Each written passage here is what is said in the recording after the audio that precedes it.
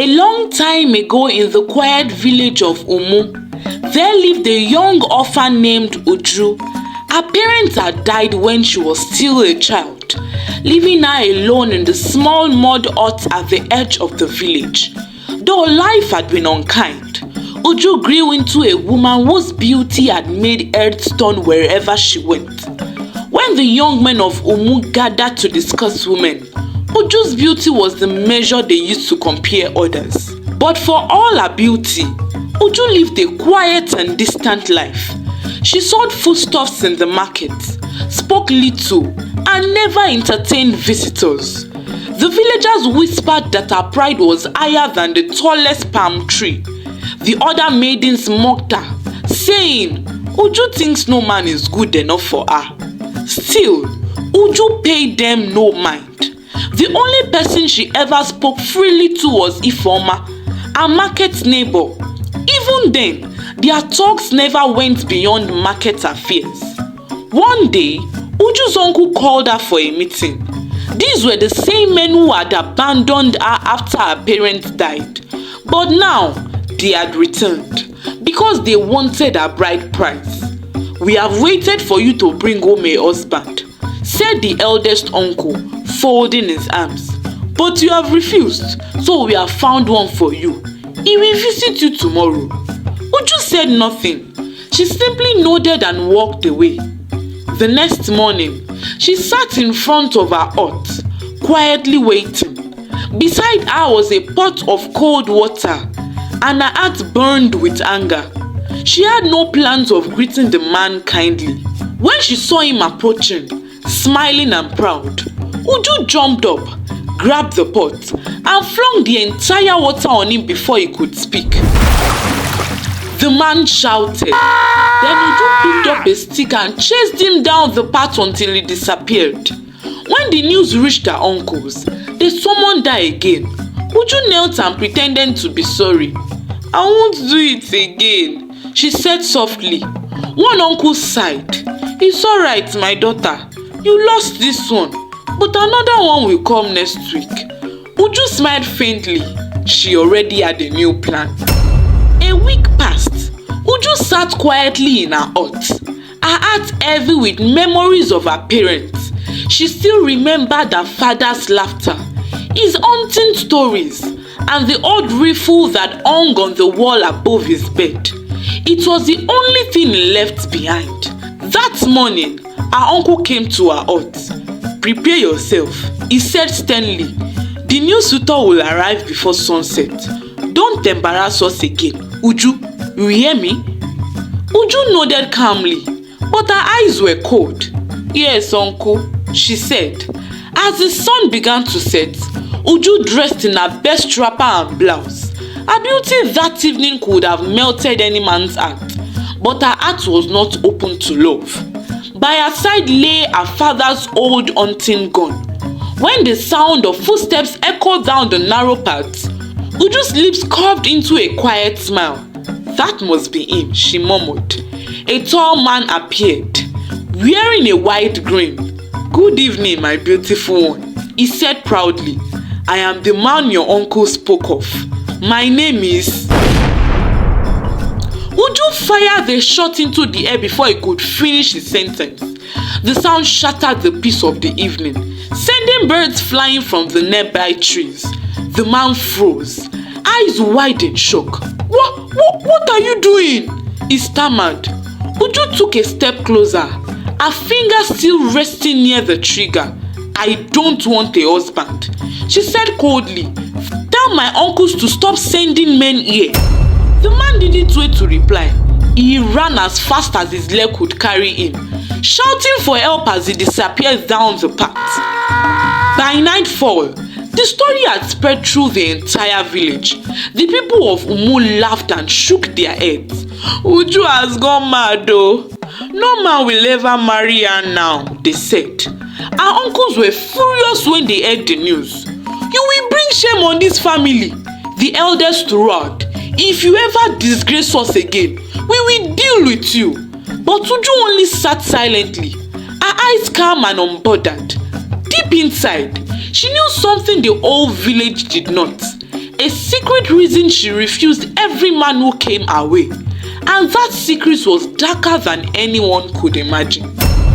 The moon was bright that night as Uju lay on her mat, unable to sleep.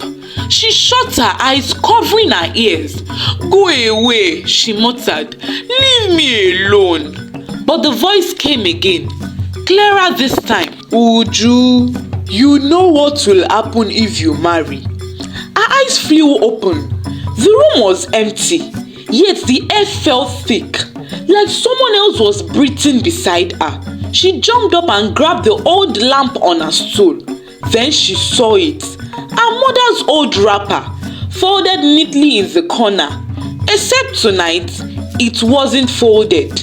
It was spread out, as though someone invisible had sat on it. Uju froze. Her heart hammered against her chest. "Mama," she whispered. A faint sigh drifted through the hut, and then she heard her mother's voice, gentle but trembling. "Uju, you must not marry. The curse still lives." Uju's lamp dropped from her hand, hitting the floor. "Mama, what curse?" "The promise your father broke. The spirit still waits for blood." Then silence. Uju fell to her knees, shaking. She remembered something. The night before her parents died, they had argued loudly. She had heard her father shouting something about a debt to the river goddess, but she was too young to understand then. Now, the memories flooded back like cold water. The next morning, Uju went to see Mama Ifeoma, the village seer, an old woman with grey eyes who lived by the forest edge. When Uju told her everything, the old woman's face turned pale. "Your father promised your hand in marriage to the goddess when you were born." Mama Ifeoma said, "He broke the vow when he refused to give you up. That is why your parents died suddenly. The goddess still wants what was promised." Uju's breath caught in her throat. "Then what happens if I marry?" The seer looked at her coldly. "You will die on your wedding night, and whoever marries you will die with you." Uju staggered back. The truth was like a knife through her chest. That night, she sat alone in her hut, clutching her knees. Her tears fell silently. "Then I'll never marry," she whispered. "Never." But deep in the forest, the river goddess laughed softly, because no mortal vow could stop what had already begun. 3 days later, after Uju's visit to Mama Ifeoma, strange things began to happen in Umu village. Then, one dawn, a farmer discovered something terrifying. The small river that ran through the village had turned red. The villagers gathered at the bank, whispering in fear. "It's blood, oh!" someone muttered. "Whose blood?" another asked. Old Mama Ireti scooped a handful and sniffed it. "No," she said, her eyes widening. "It's not blood, it is anger." That evening, Uju sat outside her hut, staring at the darkening sky. Her heart was heavy, her thoughts full. "What have I done?" she whispered. Suddenly, a loud thud came from the hut. She pushed the door open. The air inside was cold, unnaturally cold. Her father's hunting gun, which had hung on the wall since his death, now lay on the floor. Carved into the mud wall above it were fresh letters. "The death is due." Uju screamed and fell backward. That night, she couldn't sleep. Each time she closed her eyes, she saw faces. Her parents' pale faces calling her name from a dark river. By dawn, she had made a decision. She would go back to Mama Ifeoma and beg for help, whatever it cost. But what Uju didn't know was that the curse had already started its journey, and it wouldn't stop until blood was paid in full. By sunrise, Uju was already on her way to Mama Ifeoma's hut. Her heart pounded as she walked. The words on her wall haunted her mind. The death is due. When she reached the old woman's hut, The door was already opened. Mama Ifeoma sat by a small fire, grinding herbs with her bony hands. "I knew you would come," she said. Uju knelt before her. "Mama, please help me. The curse, it is getting stronger. The river turned red. And my wall." "I know," the seer interrupted. "The river speaks before blood is taken." Uju's body shook. "Is there no way to stop it?" Once a vow is broken with a goddess, it can only be mended with sacrifice. "What kind of sacrifice?" Uju asked quietly. The old woman looked at her. "The blood of the first promise, or the blood of the one who broke it?" Uju blinked in confusion. "But the one who broke it is dead. My father is gone." "Then the goddess will come for his bloodline," Mama Ifeoma said. "You are that bloodline." Uju gasped. "So I must die?" The old woman's silence was her answer. Uju ran out into the forest. She didn't care where she was going. She only wanted to escape. As she ran, she tripped and fell near the riverbank. Her hand sank into the wet soil. When she looked up, she froze. A woman stood in the shallow water, tall, glowing faintly. Her hair was flowing like liquid silver. Her eyes were deep green, calm, yet terrifying. "Uju," the figure said softly. "Do you know me?" Uju's voice broke. "The river goddess." "I waited long enough. You cannot hide, daughter of a liar. When the moon is full, I will collect my due." Uju ran all the way home, trembling. The curse was no longer a story. It was real, and it was coming for her. By the next morning, the village was in chaos. At dawn, the elders gathered at the square, beating the wooden gong to summon everyone. The village chief, an old man with grey hair, rose and spoke loudly. "Something evil walks among us. The gods are angry, and someone must confess." The people murmured, exchanging frightened glances. Then one of Uju's uncles stepped forward. "It's my niece, Uju," he said bitterly. "She has refused to marry, and ever since, misfortune has come to our village. She is possessed." The crowd gasped. Some nodded, others frowned. That evening, a group of men stormed Uju's compound. "Where are you taking me?" she cried. "To the river." One shouted, "Let the goddess take her gifts." They dragged her through the village, people following behind with torches and drum. Some shouted insults, others spat on the ground as she passed. Ifeoma ran after them, tears streaming down her face. "Stop it! She's innocent!" she cried, but no one listened. When they reached the riverbank, the water was calm. The chief raised his staff. "River goddess, we bring you the daughter of the man who broke his vow. If she is guilty, take her. If she is innocent, spare her life." The crowd watched. The night was silent until the wind suddenly picked up, howling through the trees. The river began to churn, foaming widely. People screamed and backed away. Uju sat pounded as she stared into the water. For a moment, she saw her reflection, and behind it, a woman's face smiling back at her. "Mama," she whispered, but it wasn't her mother. The goddess's voice echoed over the waves. "The moon is almost full. When it rises, blood will flow." The people fled in panic, dropping their torches as the water exploded upward like a wave. When the chaos settled, Uju was gone. The only thing left on the muddy riverbank was her mother's old wrapper, floating slowly downstream. By morning, the whole village believed Uju was dead. The chief ordered a search, but all they found by the river was her mother's wrapper tangled in the reeds. But Ifeoma refused to believe it. She spent hours walking along the riverbank, calling her friend's name. Uju, please answer me. There was only silence until she heard it.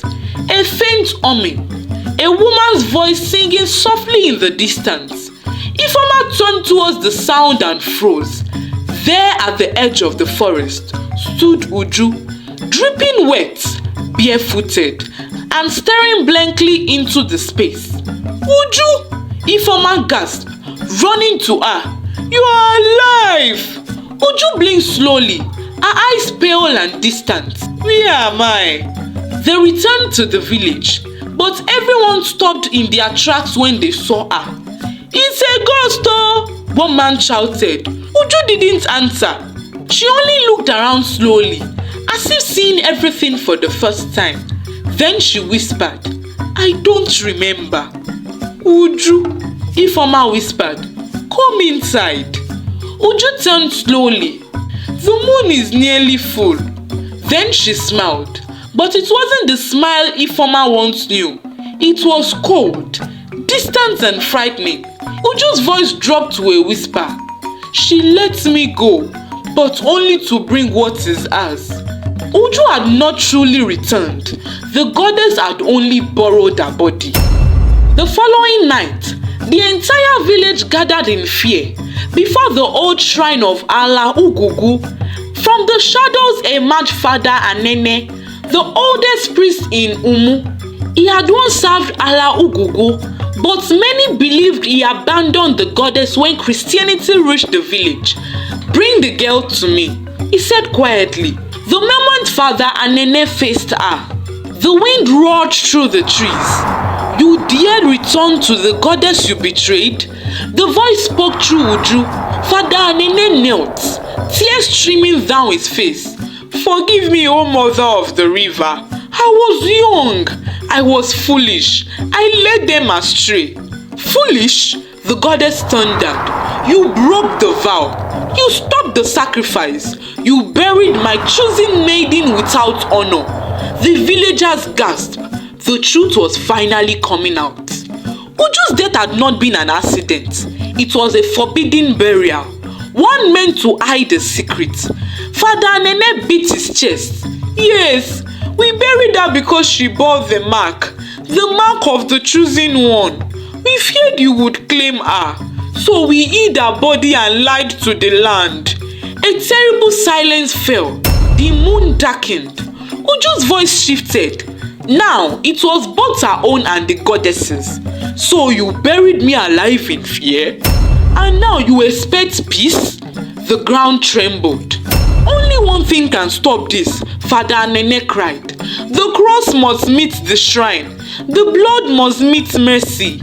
He raised his hand towards the crowd. Fetch the holy oil. The church bell must ring before dawn. But before anyone could move, Uju screamed. A piercing cry that shook the entire village. Her voice echoed everywhere. You buried my chosen child in secret. You mocked my altar. Now feel the weight of forgotten promises. The villagers fell on their knees, wailing. But Father Nene stood his ground, holding a wooden cross high above his head. His voice shook, but his spirit did not. In the name of Jesus Christ, let your wrath be swayed. The goddess turned her blazing eyes towards him. You call upon a name that defied me? The one who stole my daughters from the rivers? Father Nene stepped closer, chanting prayers. The cross in his hand began to glow faintly. This child bear no guilt. You hold her soul, but not her spirit. Release her! The goddess sneered. She is mine. Her blood completes the circle that you broke. A sound broke through the chaos. The church bell. It rang once, twice, then thrice. The light from the cross grew brighter. Uju fell to her knees. Father, help me, she whispered weakly. The priest stretched his hands towards her. You must fight her, my child. Call upon the one true name that saves. Say his name, Father Nene shouted. Uju cried out, Jesus! Jesus! Jesus! A blinding light tore through the sky, then everywhere became quiet. The morning after the goddess' defeat was eerily quiet. Uju lay weak inside Father Anene's house. Outside, the villagers still gathered in fear. The elders met under the great Uduala tree, their faces drawn with confusion. "What shall we do to her?" one of them asked. "She brought the curse," another replied. "Let her be sent away before nightfall."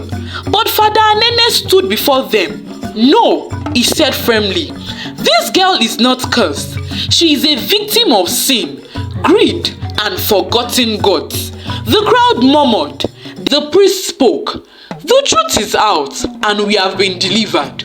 We have called on one true name that saves. Breakthrough is here."